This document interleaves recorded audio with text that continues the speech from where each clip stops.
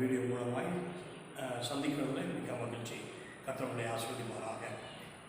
நீங்கள் அன்புள்ள ஆண்டவரே, நாளுக்காக நன்றி. இந்த கர்த்தருடைய நாளில் கர்த்தருடைய வார்த்தையை கேட்க வந்திருக்கிற நம்முடைய ஜனங்களை ஆசீர்வதிக்க வேண்டுமாய் ஜெபிக்கிறோம். ஆவியானவர் இந்த வார்த்தைகளை அந்த ஆசீர்வதிக்க வேண்டுமா நம்முடைய கருத்தில் ஒப்புக்கொடுக்கிறோம். இயேசுவின் நாமத்தில் பிதாவே, ஆமென். அருமையான கர்த்தருடைய ஜனமே, இந்த நாளில் கூட தேவன் நம்மை நடத்துகிறார் என்பதை குறித்து நாம் இந்த நாளில் வேதத்தில் நாம் தியானிக்க போகிறோம். யாத்ராகமம் 15ஆம் அதிகாரம் 13ஆம் வசனத்தில் மோசேயினுடைய பாட்டினுடைய பகுதியில் ஒரு காரியத்தை மோசே அங்கே அழகாக சொல்லுகிறார். நீர் மீட்டு கொண்ட இந்த ஜனங்களை உமது கிருபையினாலே அழைத்து கொண்டு வந்தீர். உம்முடைய பரிசுத்த வாசஸ்தலத்திற்கு நேராக அவர்களுடைய பலத்தினால் வழி நடத்தி வந்தீர். மோசே அந்த செங்கல்ல கடந்த பிறகு அந்த பாடின பாட்டில் தேவன் இஸ்ரவேல் ஜனங்களை எப்படி நடத்தி வந்தார் என்பதை அங்கே விளக்கி காண்பிக்கிறார். இந்த யாத்ராகம புத்தகத்தில் இந்த 15ஆம் அதிகாரம் ஒரு முக்கியமான ஒரு அதிகாரம். செங்கலை தாண்டி இஸ்ரவேல் ஜனங்கள் வந்த பிறகு அங்கே மோசே பாடுகிறார்.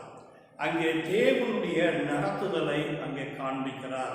உம்முடைய பரிசுத்த வாசஸ்தலத்திற்கு நேராய், அதை எபிரேய மொழியாக அழகாக சொல்லுகிறது, பரிசுத்தமும் இன்பமுமான வாக்குத்தத்தம் பண்ணப்பட்ட நாட்டிற்கு நேராக நீர் அவர்களை வழி நடத்தினீர். தேவன் நம்மை, அவருடைய பிள்ளைகளை, அவருடைய ஜனங்களை அவர் எப்பொழுதும் வழி நடத்துகிறார். நாம் அதை விசுவாசிக்க வேண்டும். தனி மனிதனை வழி நடத்துகிறார், ஒரு தனி குடும்பத்தை வழி நடத்துகிறார், அவருடைய ஜனத்தை வழி நடத்துகிறார். யாரெல்லாம் இந்த கர்த்தரை விசுவாசிக்கிறார்களோ அவர்களை வழி நடத்துகிறார். அவர்கள் தேசத்தை கர்த்தர் வழி நடத்துகிறார். இந்த நாட்களிலும் தேவன் தாமே என்னையும் உங்களையும் அவர் வழி நடத்தி கொண்டிருக்கிறார். சங்கீதம் 23ஆம் சங்கீதம் ஒரு அருமையான ஒரு சங்கீதம்.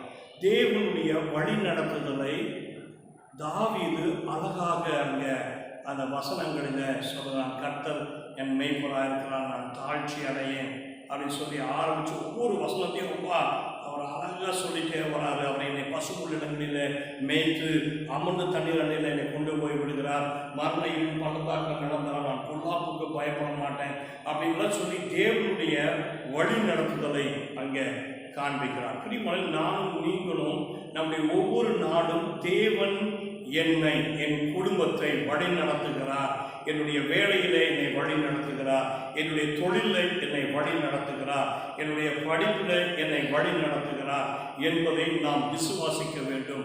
அந்த வழி நடத்துவதற்கு ஆதாரமாகத்தான் தேவன் தம்முடைய வசனத்தை நமக்கு கொடுத்திருக்கார். அந்த பக்தன் அவன் சொல்கிறான், உங்களுடைய வசனம் என் கால்களுக்கு தீபமாக இருக்கிறது, உங்களுடைய வசனம் என்னை சரியான வழியில் வழி நடத்தி கொண்டு வருகிறது என்று சொல்லி பக்தன் சொல்கிறான். இன்னைக்கு நானும் நீங்களும் இந்த கடுமையான சூழ்நிலையில் தேவன் நம்மை வழி நடத்துவதை நாம் கவனிக்க வேண்டும். பிரியமானவர்களே, ஏதோ நம்ம போகிறோம், எல்லாம் போகிறோம், லாக்டவுன் முடிய போகுது, முடிஞ்சால் நம்ம எல்லாம் பழைய வேலைக்கு எல்லாம் போவோம். ஆனால் நிறைய பாதிப்புகளை தேசம் சந்தித்திருக்கிறது, கர்த்தருடைய ஜனங்களும் சந்தித்திருக்கிறார்கள், எல்லாரும் சந்தித்திருக்கிறார்கள்.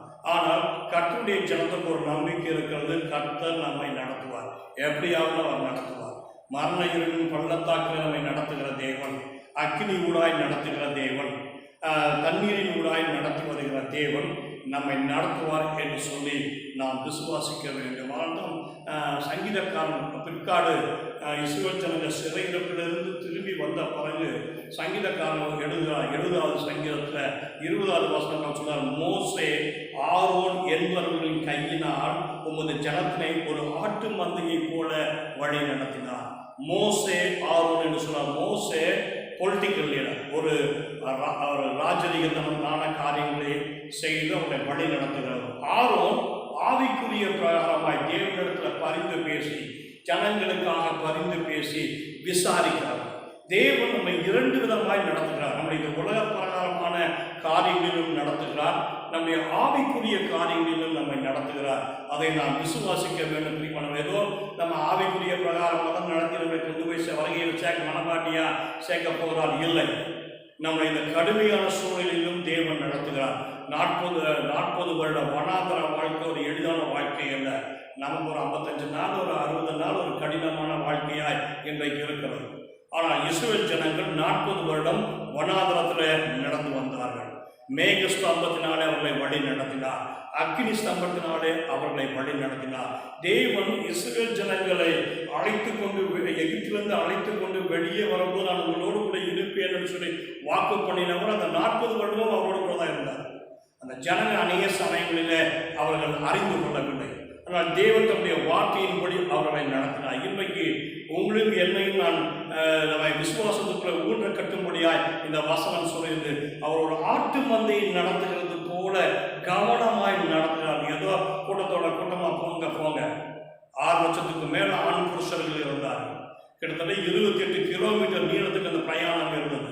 2 மைல் தூரம் அகலத்துக்கு அந்த பிரயாணம் இருந்தது. ஆனால் தேவன் இங்க வேத வசனம் சொல்லுகிறது ஒரு ஆட்டு மந்தையை நடத்துகிறது போல ஆரோன் மோசே என்பவருடைய கையினாலே தம்முடைய ஜனத்தை நடத்தினார். தேவன் நடத்துகிறவர், எல்லா சூழ்நிலையிலும் என்னையும் உங்களையும் நடத்துகிறவர். அதை விசுவாசிக்க வேண்டும். கடினமான சூழ்நிலையில தேவன் நடத்துதல நாம் அறிந்து கொள்ள முடியாத ஒரு நிலைமையிலையும் தேவன் நம்மை நடத்துகிறார் என்று சொல்லி நாம் நினைக்க வேண்டும். ஆனால் சங்கீதக்காரன் அழகா சொல்கிறான், நான் பாதாளத்தில் போயிட்டு நான் கடற்கரையில் போய் நான் படுக்கை ஏற்பட்டாலும் நீர் என்னுடைய கரம் என்னை நடத்துகிறது என்று சொல்லுகிறார்.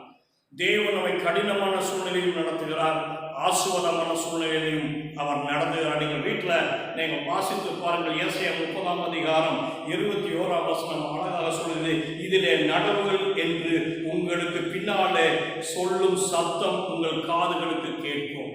தேவன் நம்மோடு கூட பேசுகிறவர். நீங்கள் இப்படியெல்லாம் செய்யுங்க அப்படின்னு சொல்லி தேவன் தம்முடைய வார்த்தையின் மூலமாய் நம்மோடு கூட பேசுகிறவர். ஆவியானவரை கொண்டு பேசி இதில் நடவுங்கள்.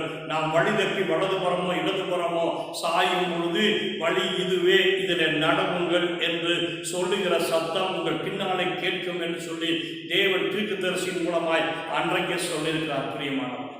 பிரியமானவருடைய தேவன் தம்முடைய வார்த்தையின் மூலமாய் தம்முடைய சத்தத்தின் மூலமாய் தேவன் நம்மை நடத்த விரும்புகிறார். அடுத்தது மாத்திரமல்ல, தேவன் தம்முடைய ஆவியானவரை கொண்டு நடத்துகிறார். அவர் நடத்தும் பொழுது நம்மை பராமரிக்கிறார். அதனால்தான் சங்கீதக்காரர் சொல்கிறான், எனக்கு ஒத்தாசை வரும் பருவங்களுக்கு நேராய் நான் கண்களை ஏறெடுக்கிறேன். வானத்தும் பூமியும் உண்டாக்கின கர்த்தரிடத்திலிருந்து எனக்கு ஒத்தாசை வரும்.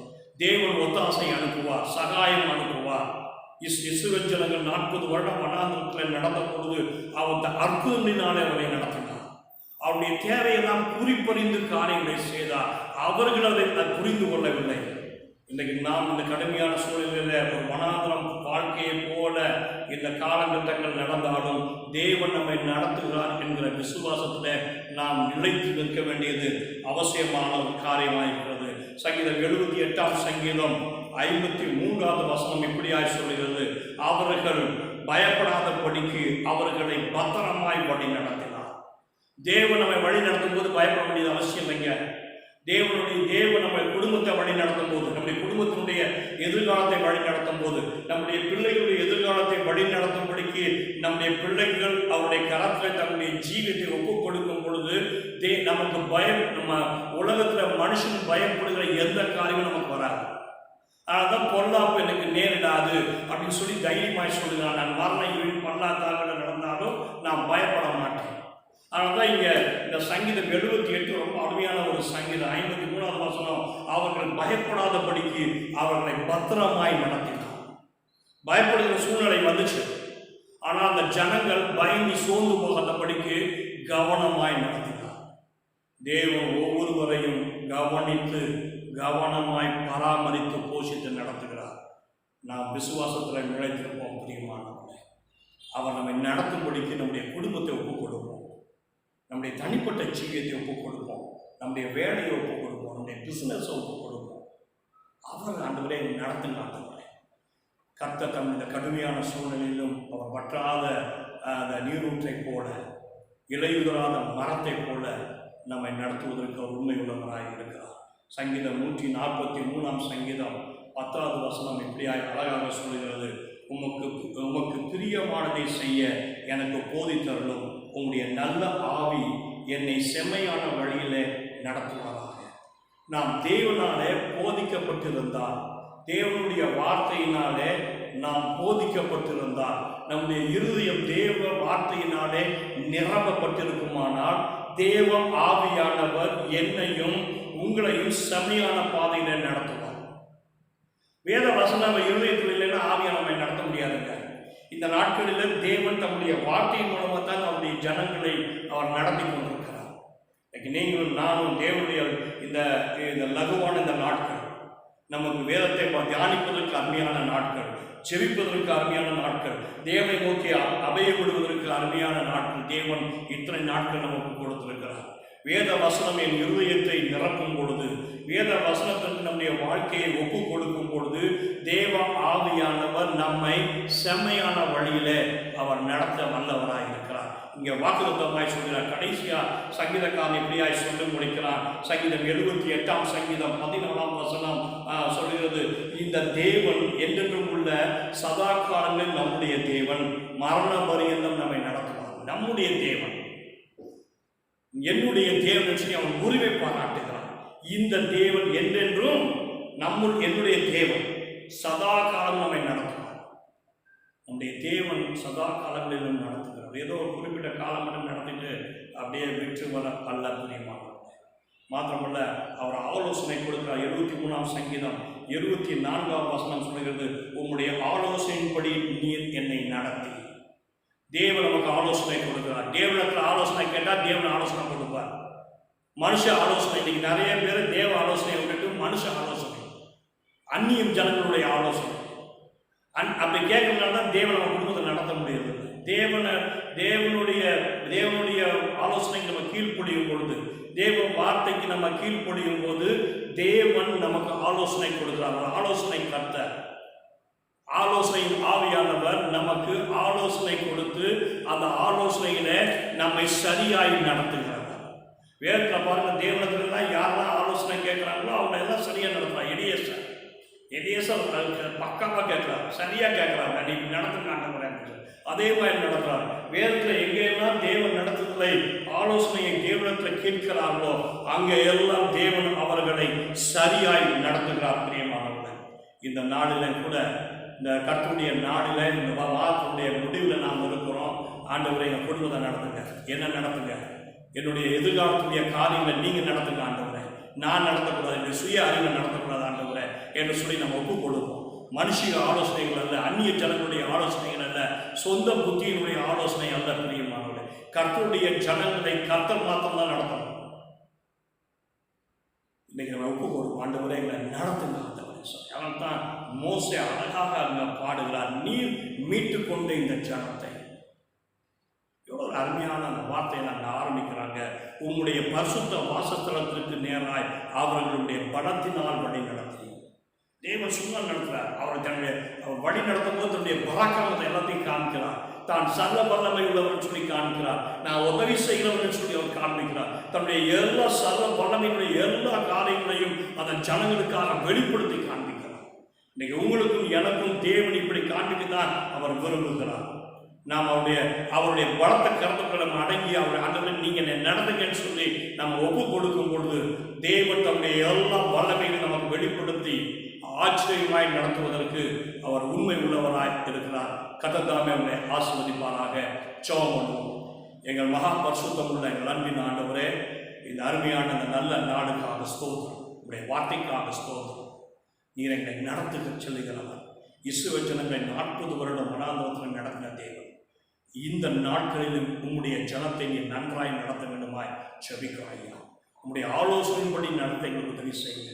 நீர் எங்களை மரண பரியந்தம் கைவிடாதபடிக்கு எங்களை நடத்தி செல்லுகிறவர். நாங்கள் வழி தப்பி போகாதபடிக்கு வழி இதுவே நடவுங்கள் என்று சொல்லி உம்முடைய மெல்லிய சத்தத்தை எங்கள் காதுகள் கேட்க நீர் பேசுகிற தேவன் ஆண்டவரே, இந்த தேவனுடைய கரத்தில் எங்களை ஒப்புக் கொடுக்கிறோம். உம்முடைய வார்த்தையை கேட்டுக்கொண்டிருக்கிற ஆண்டவரே, உடைய பிள்ளைகளை ஒப்புக் கொடுக்கிறோம் ஆண்டவரே. கர்த்தர் அவர்களை நடத்துங்க, அவருடைய எதிர்காலத்தை நடத்துங்க. அவர்கள் பயப்படாதபடிக்கு அவர்களை நிதானமாய் நடத்த வேண்டுமா நான் சொல்லிக்கிறேன். அவருடைய பயப்படுகிற எல்லா காரியங்களையும் அவருடைய வாழ்க்கையிலிருந்து அகற்றுங்க ஆண்டவரே. உங்களுடைய வார்த்தையில விசுவாசம் வைக்க கர்த்தர் உதவி செய்ய வேண்டுமா நான் ஜெபிக்கிறேன். ஆசீர்வதிங்க ஆண்டவரே. இயேசுவின் நாமத்தில் ஜெபிக்கிற நல்ல பிதாவே, ஆமென். என் ஆத்மாவே கர்த்தரை ஸ்தோத்திரி, என் முழுமே பரிசுத்த நாமத்தை ஸ்தோத்திரி. என் ஆத்மாவே கர்த்தரை ஸ்தோத்திரி, அவர் செய்த சகல உபகாரங்களையும் மறவாதே. ஆமென். நம்முடைய கர்த்தராகிய இயேசு கிறிஸ்துவின் கிருபையும் பிதாவுடைய அன்பும் பரிசுத்தாவினுடைய அந்யோன்ய ஐக்கியமும் சதா காலமும் அனைவரும் கூட இருப்பதாக. ஆமென். ஆமென். கர்த்தர் உங்களை ஆசீர்வதிப்பார்.